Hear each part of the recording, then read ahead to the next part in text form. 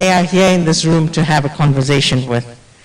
And what it is that we are defending is media freedom, freedom of expression, and access to information. And that is something we should always remember. How do we work on that? And I think we started off on the right footing when we had Justina sort of give us an overview of the situation that we are working in.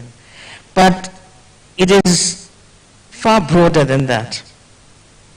We have to look at what is happening on the international global arena. Justina talked about repression. It is now becoming a common thread throughout continents. Our rights are being trampled in many different ways. Our voices are being silenced. On the continent itself, 15 journalists have been killed to date. Not all of them, we can't prove that all of them has been in the line of work, but 15 journalists in 11 months is a number that's far too high. Investigative journalism is really coming under fire, and that is because, as pointed out previously, the media holds, leadership to account. And so the attacks against investigative journalism have come in many forms, some in the form of death, others in the form of being attacked through legislation. So you have to look at the policy framework that's prevailing around the world. A lot of COVID-19 restrictions were brought into play, and these restrictions have not been used to curb the impact. They've been selectively applied across the board against primarily the media and civic society activists. Another global issue that was brought to the fore because of COVID-19 is media sustainability. It's always been an issue on a global level, but we saw it more when you saw media outlets being closed down, unable to operate, and also you're finding that with the big players, Google and Facebook, taking up most of the advertising, it is really jeopardizing media at a regional and national level. Justina talked about elections coming up, and the one common thread across the world is the violence that increases around elections and the attacks on civic society organizations working in the area of information awareness and against the media primarily too. Because of this contestation around power, the fallout is felt by citizens. The exposure of corruption. Then there's been cybercrime legislation, and it's almost as though our governments have shared a template around cybercrime legislation. And while it is being used, while it is being said, or the branding around cybercrime legislation is basically to protect citizens from cybercrime, it hasn't really been used for that at all.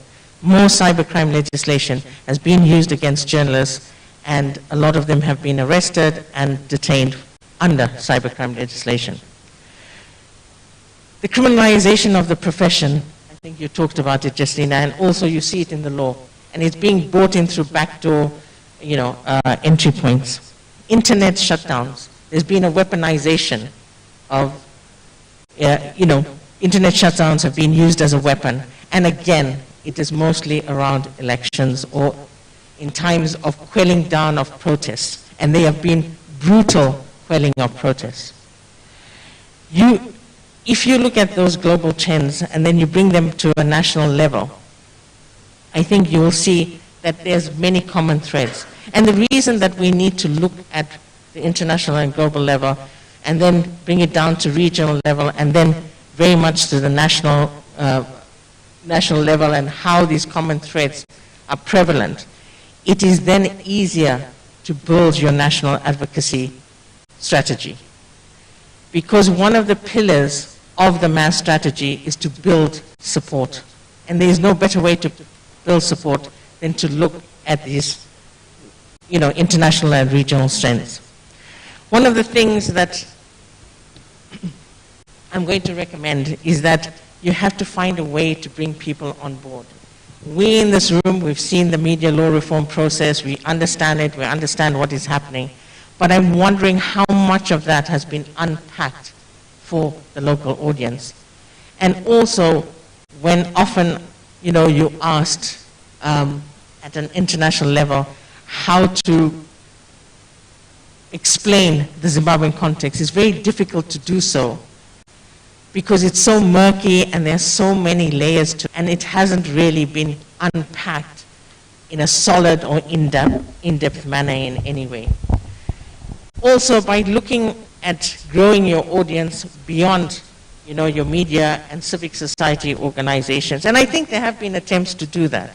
I know within the MAS partnerships, your different organizations are going out into communities and really unpacking issues with the communities, talking through them, and there's been much more engagement with parliamentary portfolio committees as a result of that.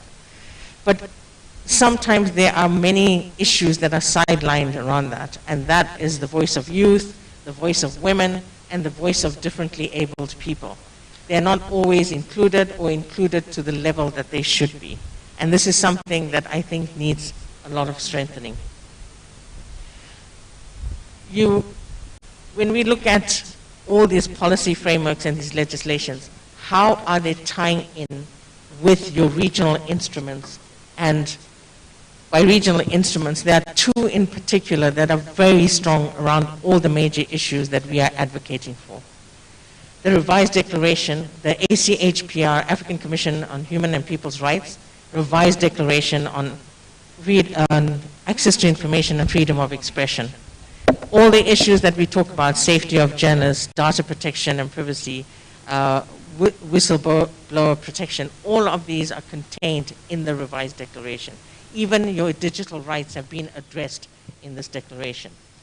The fact that at UNESCO level, there has been an endorsement by proclamation, unanimous proclamation, by the way, of the Windhoek Plus 30 declaration that was worked on World Press Freedom Day, that was worked on by media advocates from the African continent.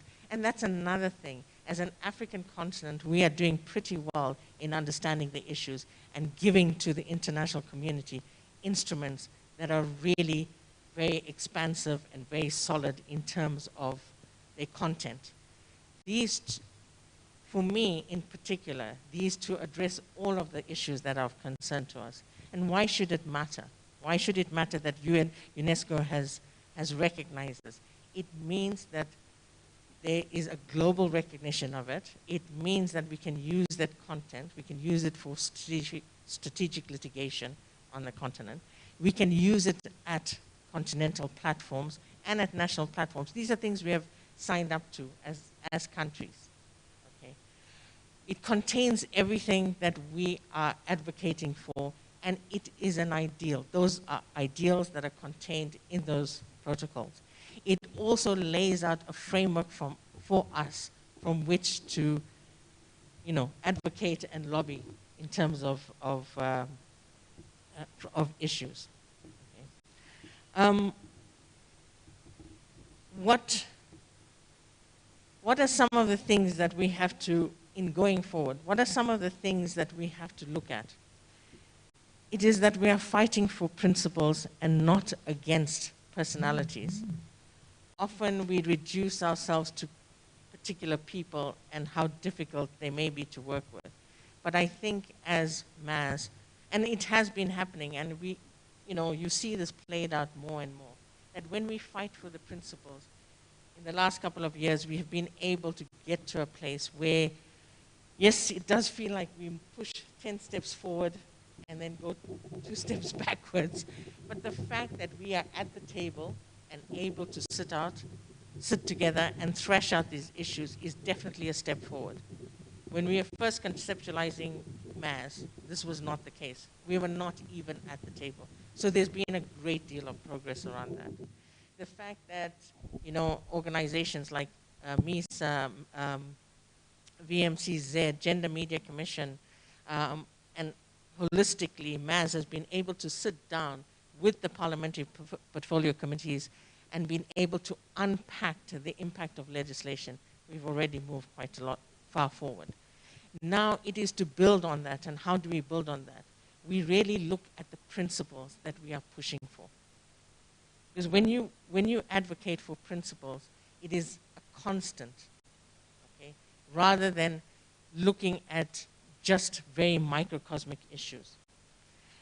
We have to be adaptable in these situations too. We find that on one hand, we are doing quite well in terms of inputting into media law reform, but on the other hand, when we have, you know, the amendment to the PVO Act, when we have the data protection legislation coming through, it means that, you know, basically we are being pulled back, and you've